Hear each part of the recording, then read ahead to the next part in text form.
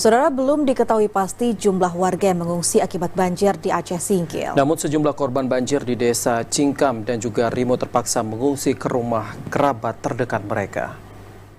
Banjir masih merendam pemukiman warga yang berdampak pada 195 kepala keluarga di desa Cingkam dan desa Rimo, Kecamatan Gunung Meriah, Kabupaten Aceh Singkil. Akibatnya sejumlah warga yang rumahnya terendam terpaksa mengungsi ke rumah kerabat terdekat.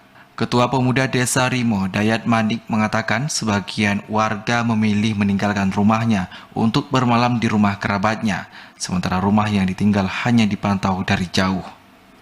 Dan diperkirakan untuk malam ini kemungkinan air bakalan naik sehingga yang mempunyai rumah harus mengungsilah yang ke tempat tinggi atau yang mempunyai saudara lah yang rumah yang lebih tinggi.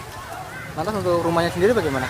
Kalau rumah yang terendam sekarang ya kita hanya bisa memantau dari kejauhan, melihat bagaimana kondisi rumah, apakah air semakin naik.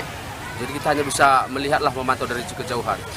Dayat menambahkan banjir yang merendam hingga ke dalam rumah ini juga membuat warga yang terendam kesulitan beraktivitas di rumah, sehingga mereka tidak bisa memasak makanan untuk dikonsumsi.